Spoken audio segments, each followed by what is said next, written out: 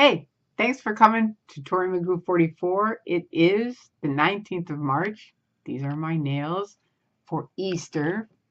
I'm just having a good time. It's March. Easter's at the end of the month. We just finished St. Patty's Day. That's why I have a little bit of green in there. It kind of works. Anyway, hi, you guys. Thank you for coming by my site. Today I'm going to be talking to you. Someone asked me to talk a little bit about what in Scientology, what do they do? And, how can you guys use what they do? My viewpoint is this. The best way to talk to Scientologists is to speak about the abuses. Because if you try to attack the different processes and things that they do, it's just a never ending circle. It just goes around and around and around. That's how mind control works. It's just they have an answer for everything. Whereas the abuses, and I'm going to tell you what they are again, in case you're just newly out, but it's number one is the breaking up of families. And I'm going to tell you a little bit more about that. Number two is stopping of free speech. Number three is the medical abuse. Number four is fraud. And number five, fair game. And number six is roping in young kids at way too young an age to sign a billion-year contract and then charging them money when they try to leave. A huge freeloaders bill. It's awful. Okay, so I speak about those because if anybody, now they can say, this is what they're going to say. Okay, breaking up families. We don't break up families. We don't practice disconnection, as you've heard. They don't practice disconnection. I've shown you my SP Declare. My only terminal is the International Justice Chief. Now, recently, someone posted an email on the internet, and it said, "I'm willing to talk to anyone at any time," and she posted her phone number. So I thought, okay, I'll give her a call. Nobody else will talk to me, so let's see. So I gave her a call. She called me back. And I didn't really realize who she was because, it was days later. And she didn't realize who I was. So we start talking. And she's like, "Well, why are you calling me?" And now it clicks in. I realize why I had called her. And I said, "Well, at the back of my SP Declare, it says my only terminal is the IJC, but they will never talk to me in 12 years. So I saw your little message on the internet saying you'll talk to anyone at any time. So I'm giving you a call." And immediately she changes from "I'll talk to anybody at any time" and "Hi, this is so and so," and real friendly to "Oh, well, I didn't know you were declared suppressive. I shouldn't even be talking to you." And I'm like, "Now hang on. You just said that you're willing to talk to anybody at any time. Your creed of a Scientologist says man has the inalienable right to free speech and free thought. So what is it?" And she said, "Well, that's a choice, and I don't really choose to talk to you." And I said, "But I just want you to know something. Every person who says that when they get out of the Church of Scientology, they reconnect with all the people that they disconnected from. Just so you know." And she goes, "Well, you have a good day." And I said, "And you have a good day too." And that was it. So there you go on that. But that's generally what happens. They don't choose to talk to these people that they're disconnecting from. The truth is, that's not true at all. Hubbard said, if you have anyone who's antagonistic to Scientology, they are a suppressive person and you have to disconnect from them or handle them, one or the other. So you kind of have to pick who it is. If you have any kind of an illness, you're automatically labeled PTS, which is a potential trouble source. And then you have to go to ethics and sort out, all right, who's the suppressive that you're connected to? Mine was my mother, as I've told you. She wasn't really an SP. She saved my life twice. But it's one of those things where I thought she was, because she was the only person who was antagonistic to Scientology. She wasn't really antagonistic to Scientology way back then. She just wanted me to take my medication, and they were saying I had to get off of it, and I was having seizures, and she, as a mother, was saying, "Bullshit, you have a medical condition." Okay, so there's that. Stopping free speech. Okay, they're going to say again, they don't stop free speech. They can speak with anyone they want. They just don't choose to speak with any of us. All right, now let's look at that. There's the top executives in Scientology are now out speaking out. Now they've called them the posse, and they've tried to black PR them, but there's a point. Like I said to these Sea Org members the other night, I mean, L. Ron Hubbard said there's 2.5% are suppressive, but now it's like more like 40 or 50% are out and declared. So Does the tech work or doesn't it? Even if it did work, how come all the sec checks that we got? I had 7 years of sec checking of, did you steal any OT7 materials? Did you say anything bad about L. Ron Hubbard? Do you have any critical things about the church? All these things, on and on and on and on and on. I remember saying to them, I mean, we're the top at the bridge to total freedom, and you treat us like we're like criminals every time we come here, every 6 months. It was awful. It was really awful. And if you're in, don't keep taking it because it's actually out tech in itself. And that's what got us all to go, wait a minute, Hubbard never even set this up this way. It got totally twisted and screwed around. Anyway, so there's that. They roping in the young kids, that's true. And that's a thing that just should not happen. Kids should be allowed to grow up, to go to school, to get educated, to get their own careers. And then if they want to join the Sea Org, that's a different thing as adults. But as children, it's not right. Fraud, I rest my case. They say, L. Ron Hubbard said, you can get your money back at any time. Just give them their money back and say goodbye. And that's it. They're done. They won't give us a dime back. So where's that at? That's not following keeping Scientology working, is it? Because keeping Scientology working, you have to follow every single policy. And that's one of Hubbard's policies. And you guys aren't following. So there's that. That's fraud because they're lying, selling stuff that they say will work and it doesn't. And then when it doesn't, they won't give you your money back. Tough. Too bad. It's because of you. You're responsible. You're responsible for everything in church, in Scientology. And of course, you are responsible for your own conditions, but this is where they screw up and then they blame you. And they will never, even when David Miscavige said we trained him wrong and they have to go back to the beginning and redo it and pay for it, he would not take responsibility for it. That is not responsibility. That is irresponsibility. Okay, so let's say you get in. How do you get in? Usually they do. In the old days, they used to do the personality test. They don't do that anymore. Why? Because first of all, they couldn't, people just weren't good at roping people in. So then they went to computerized personality tests. And those were like, it was awful. I was in at the time and you would hear these people saying, okay, I'm going to read your personality test from the computer. Tori, you're super creepy. Nobody likes you. You're not very smart. You can't do much. You can't, you do have a couple of things that are good. You can walk fast. And sometimes your handwriting is really good. But overall, you're a -10.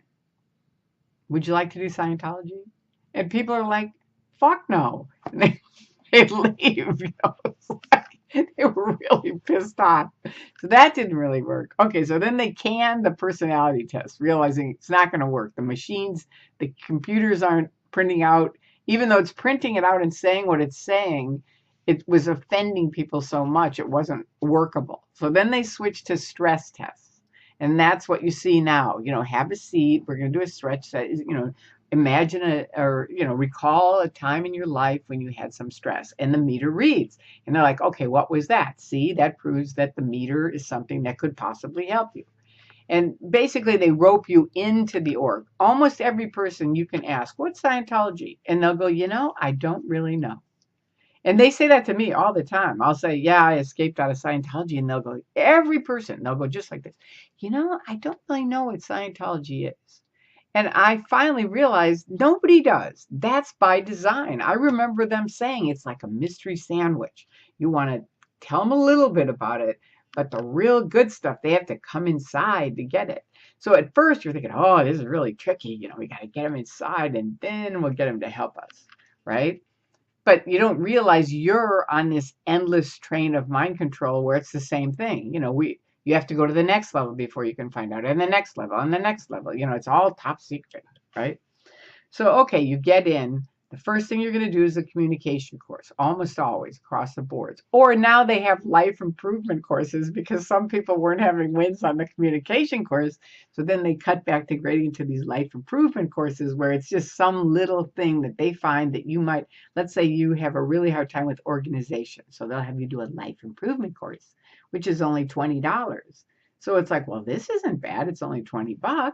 And you did get to be better at organizing. So Scientology really works. So anyway, they do enough of those till they feel like, okay, they're ready. They get you on the communication course. Now you're on the bridge to total freedom, right? And the communication course teaches you how to communicate. What are the actual tools of communication, which you can see. You can type in TRs, the capital T and our capital R in Google, and it'll come up with Jesse Prince and Stacy Brooks demonstrating the TR, showing you how they are. There's confront, how to deliver a communication, how to acknowledge a communication, how to deliver a communication over and over until you finally get your question answered. In between there, I forgot bull baiting, where someone can keep teasing you until you can finally listen to them. They can tease you and you won't laugh. You won't crack up. And then TR3 is the one where they ask you over and over the question until you finally get it answered. And TR4 is where you handle originations. Like, let's say you're in session and someone says, I don't want to do this anymore. Well, that's not something you would take up. You would just say, I'll repeat the auditing question, and you'd repeat it again. But let's say they say, I really have to go to the bathroom. Can we just take a break? Okay, then they're going to have to say, all right, let's take a break. You go to the bathroom, come back. And they restart the session. So there you go on that. So that's the TRs. A lot of people feel like it's the beginning of brainwashing. It is a beginning of control. Let's face it. And Scientology is a big thing on control, whether you know it or not. You may be in where everything's all fluffy and great right now. But the truth is, it is a very slow train of mind control. As you move up the bridge to total freedom, it's more money, it's less freedom, it's more control. And it's more control of them over your life. Okay, so now you get to the communication course. The next thing is the HQS course, the Hubbard Qualifications Scientology. I think that's the name of it. But anyway, it's basically more on control. How to control a body, how to control an ashtray, stand up, thank you, sit down. We were out in the alley doing that kind of stuff. It was unbelievable. It's how to put an intention into an ashtray. Stand up, thank you. Sit down on that chair, thank you. You're thinking the neighbors must think we're insane. Here we are with these ashtrays out in an alley, right? Anyway, HQS that's where I met John Travolta and helped supervise him on HQS after I finished it. Okay, then you move into what they call the grades. The grades are, first of all, you have grade 1, which you have grade 0, 1, 2, 3, 4, 5, right? Grade 0 is a communications release. It's the ability to communicate freely with anyone on any subject. Now, any of you who've been out picketing, they do not have that one down. And that's if you just took up that and said, wait a minute, I know you've done, because all Sea Org have done the communication course. And all public have too. So you can say, almost all public. You can say, have you done the communication course? Yes. Okay, and the end phenomena of it is the ability to communicate freely with anyone on any subject, right? So they say, yeah, but I don't want to talk to you. And it's like, okay. Now let me just say this to you again. It's the ability to communicate freely with anyone on any subject. It doesn't say, but I'm going to decide I don't like you, so I'm not going to communicate with you. It says freely with anyone on any subject. And here I am, someone out here, I have an opinion, and you're not even listening to it. So anyway, you can talk to them about it. It's a thing, they'll go around and around on it, but it's a good point because it does show they're demonstrating they cannot apply that. They cannot communicate freely with anyone on any subject. Okay. Grade 2 is a problems release, right? It's the ability to recognize the source of problems and make them vanish. So here we are picketing. Aren't we a problem to them? Yeah. But can they get us to vanish? No, because they're not really problems releases per their own tech, right? And there's a million other examples of problems that haven't vanished. Look at the homeless guy down the street that's sitting there. Is he a problem? Absolutely. Are they getting it to vanish? Have they helped him at all? No. That's because most of them are not problems releases per their own tech, per what it says they should be able to do. Okay, grade 2 is a relief from hostilities and other sufferings of life. This is basically sort of like going to confession. It's like all your withholds you have to get off. So there you go on that. Grade 3 is a freedom release. Freedom from the upsets of the past and the ability to face the future. Don't even get me started. Grade 4, the ability release, moving out of fixed conditions and gaining abilities to do new things. Now, grade 4 is what they call service facsimiles. A service fac is where you're right and everybody else is wrong. And they find out what your service facsimile is. And you have to come up with something. And then you'll be able to move out of these fixed conditions and gain the abilities to do new things. Now, if they really had moved out of those fixed conditions, couldn't they leave the complex when we're there and say, when we say, come on, let's go, we'll get you a new steak, we'll get you a steak dinner or something like that and talk? No, they can't, because they're in very fixed conditions. It's called the C organization or staff or even public if they're on course. That's what they have to do. They have to be there so many times, so many hours. That's what they have to do. Grade 5 is called power release, the ability to handle power. Now, again, don't ask me. I don't even know what it is. I did it. I can't really tell you what it was or what was asked or anything. The only thing I remember is you wore this sign that said, do not ask me about my case or anything about me because I'm on power. And for me, that was a huge, great thing because people were always asking me about epilepsy. And it would upset me because they always go like, oh, that's horrible. And it's like, I really don't need to hear your viewpoint on how horrible it is. Okay, grade 5A is Power Plus release, which is recovery of knowledge. Again, I have no clue. I did it. I don't remember it. And I don't remember. I'm sure I attested to it, but it's a gigantic blank for me. So someone else have to fill it in. And grade 6 is whole track release, return of powers to act on your own determinism. Ooh. Okay. And grade 7, they're calling clear. Okay. And clear is the ability to be a cause over mental matter, energy, space, and time on the first dynamic. That's what they changed it to. Hubbard originally said clear was perfect IQ, perfect memory, no pains, no somatics. That's what he said originally. But now they've changed it to this other thing. On your first dynamic, meaning just you. It has just you. Like your family could be all screwed up, or your group, or mankind, everything else. But you could be clear just with you. Hey, God, thank God I got out of there. Anyway, I hope this has helped. I know it's an awful lot of stuff, but somebody asked, so I went over it. I'll continue with the things that I think will help you because I don't really think most of those things will help you. But this person asked me, what are the things that they're actually doing, and that's the lower bridge. That's called the lower bridge from clear below. And that's the pretty much the training side of things.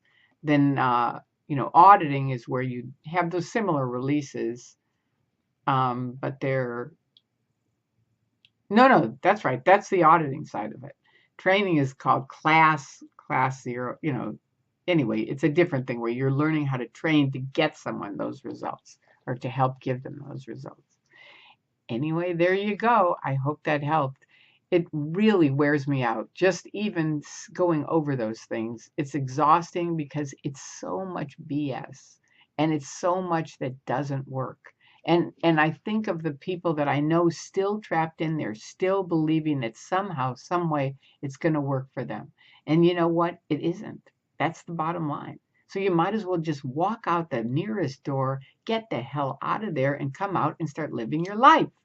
Because this stuff, you're paying for it and it doesn't work. Look around you. That's what got me to wake up. Look around you. Look at every single person that you know who is so happy and they're doing so well. Are they really doing well? After you've been there for a while, you realize, wait a minute, I've been here for 20 years, 25 years, and none of us are any different. The only difference that changed for me was I lost 60 pounds because I joined Weight Watchers. That was it. That was the only thing that changed in all that time. Except, as my mom said, you're just growing up. You get a little wiser, you get a little smarter. Things are a little bit easier because you're older. You're aging. That's what happens. You grow up. So there you go. And for the young guys, have fun. And for the middle-aged guys, have fun. And for the older people, have even more fun. And that's my suggestion. I love you guys. Thank you for coming to my site. And I hope it helped a little bit. If it didn't, Let me know anyway what you would like to hear about, okay? And thank you.